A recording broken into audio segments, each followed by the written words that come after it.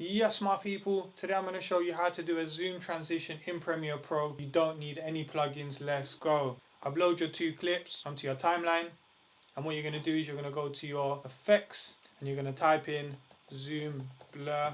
You're going to drag that between both your clips, and as you can see, there's your effect. Nice and quick. Now if I want to tweak my zoom blur, make sure you select it and then go to your effects panel on the side.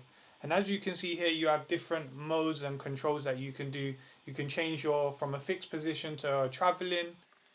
You can mess with the zoom. So, if I want to do 80%, it's going to bring me further away. Obviously, I'm just going to leave it at 50. You can change your direction. You can add more blur or decrease it. So I can decrease it if I want.